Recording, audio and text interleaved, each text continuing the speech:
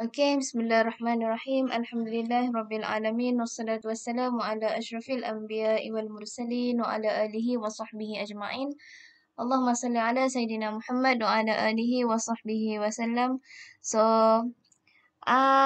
before kita start our second class, kita baca doa jap.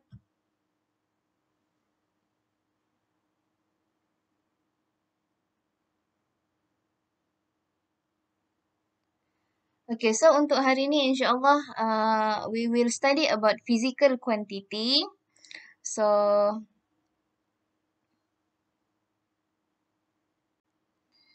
anything that can be measured is called as physical quantity. Okay, for example, apa-apa benda je lah yang kita boleh kira, tinggi ke, berat ke, temperature, voltage, current, semua tu adalah physical quantity.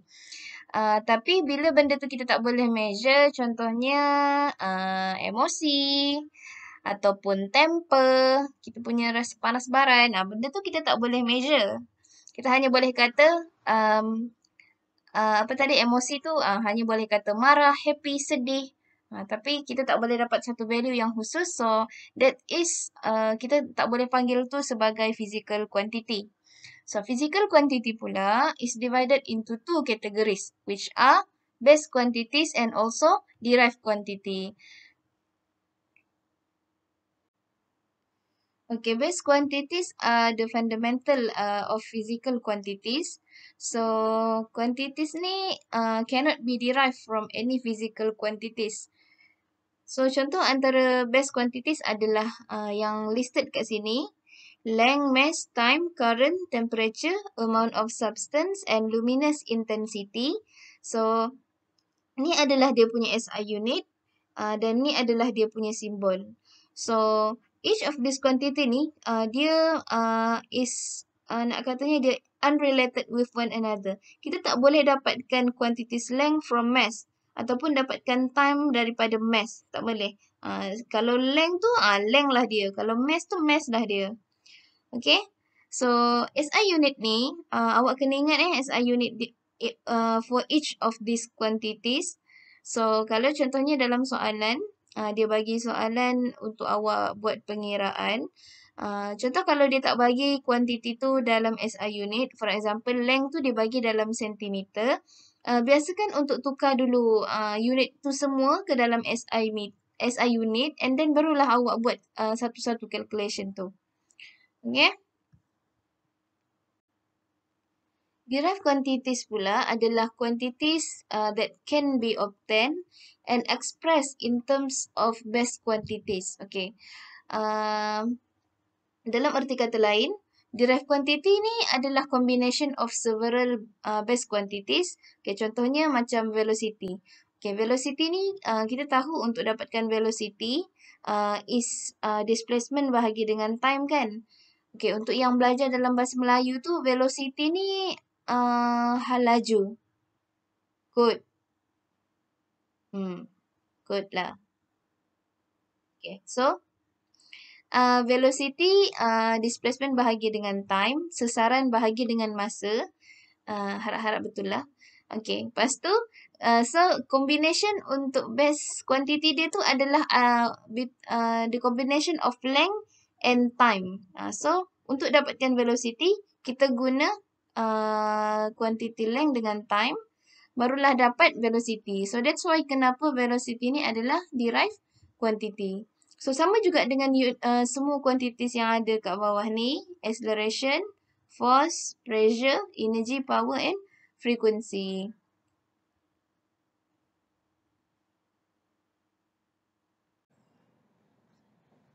This is some of the apparatus that can be used to measure physical quantities, which are thermometer, voltmeter, stopwatch, weight and also ruler tape. So untuk thermometer ni kita boleh guna untuk measure temperature. Kalau voltmeter kita boleh guna untuk measure voltage. Stopwatch is to measure time. Weight is to measure mass and ruler tape to measure length. So a physical quantity can be measured in a standard size that called as unit. So contoh unit ni, for example, meter, kilogram, second, Kelvin, yang tu semua adalah unit. So unit ni dia ada banyak. Dekat Malaysia kita biasanya menggunakan SI unit. SI unit ni is units that are accepted internationally. SI unit yang ni it is very important. Kalau SI unit, for example, for length is meter, time is second, substance is in mole, current is ampere, temperature is Kelvin, luminous intensity is in candela, and mass in kilogram. So this is SI unit. Tapi selain daripada ni ada jugalah unit yang lain. For example, sentimeter, inci, hour. So yang tu adalah unit-unit yang biasa. Selain tu ada juga unit yang kita tak biasa dengar. Yang tu yang unit yang digunakan di negara lain. Okay. So in worldwide, there are several systems of units. Okay, firstly is the metric system.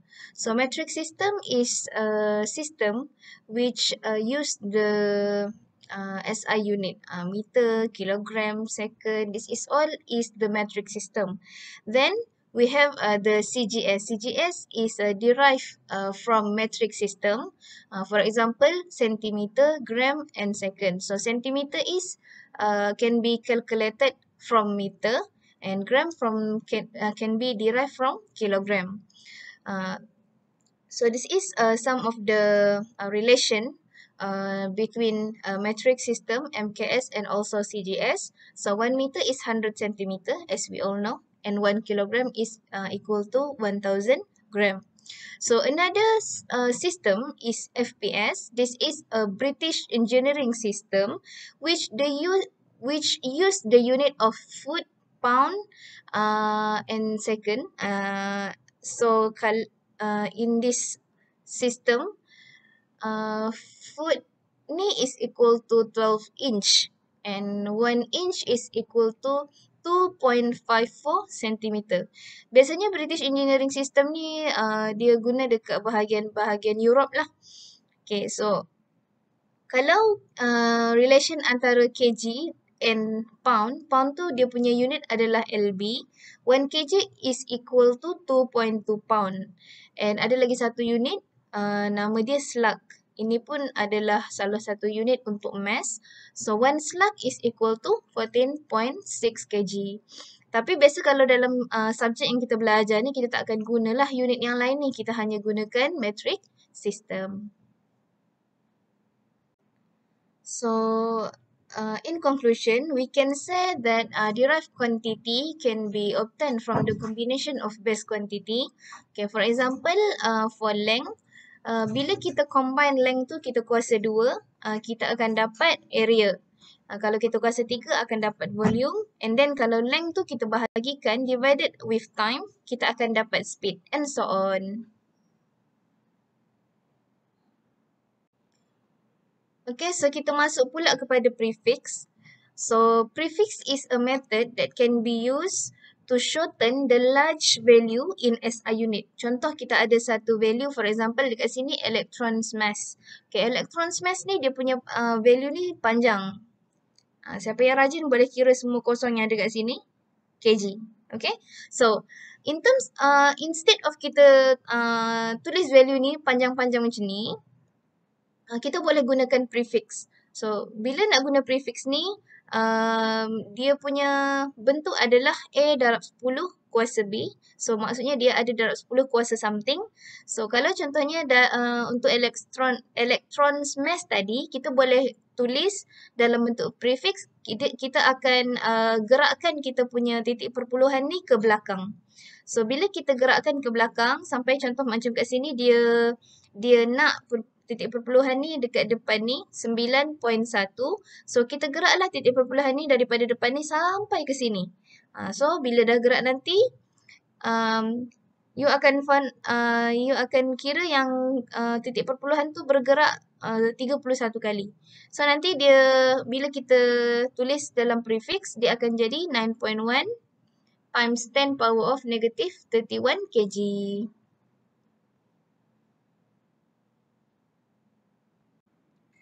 So this is some of the abbreviation yang we usually use in prefix. So benda ni is important for you to remember lah.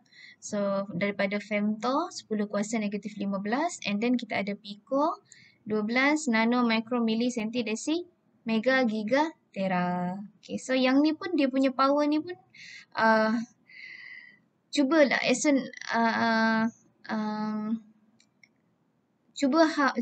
cuba hafal semua benda ni. Dan salah satu cara macam kalau saya dulu macam mana saya belajar, macam mana kita nak ingat semua benda-benda yang banyak ni, cuba gunakan akronim. Gunakan akronim. So guna akronim, guna huruf yang ada dekat sini, huruf yang dekat depan ni. So guna huruf ni untuk buat akronim untuk awak ingat semua prefix ni. Letaklah contoh macam kalau saya kan, kalau saya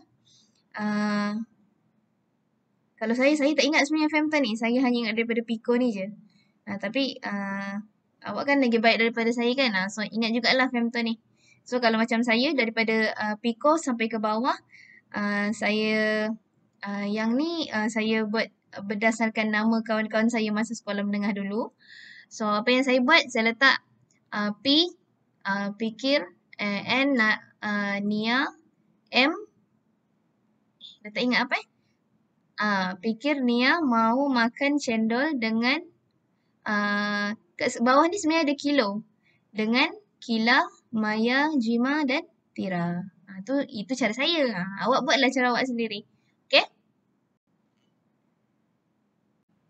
Okay, so kita try buat soalan example 1.3 ni.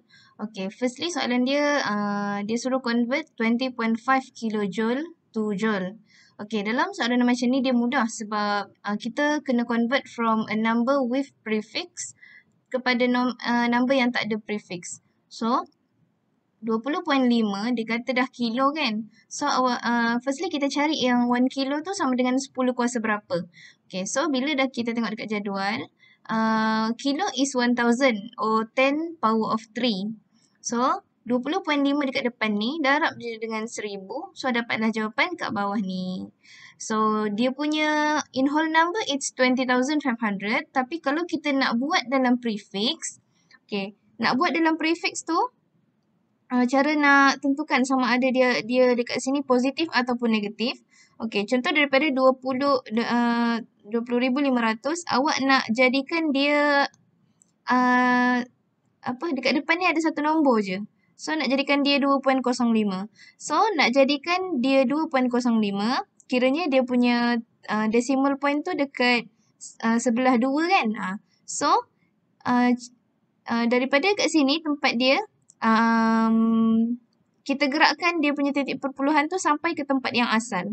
So, daripada sini dia gerak 1, 2, 3, 4. So, dia punya kuasa 4 tu akan jadi positif. Okay. Untuk soalan yang B pula, sekarang ni dia nak convert daripada 0.65 nanometer to meter. So, dia punya prefix adalah nano which is 10 power of negative 9. So, sama macam tadi, 0.65 darab dengan darab 10 kuasa negatif 9. So, bila 0.65 ni contoh kita nak jadikan nombor yang macam ni, 6.5. So, dia punya titik perpuluhan ni daripada sini kita kena bawa ke sebelah 6. So, dia gerak sekali. So, bila gerak sekali ke kanan, so dekat sini dia akan jadi negatif 1. Tolak 1 dia akan jadi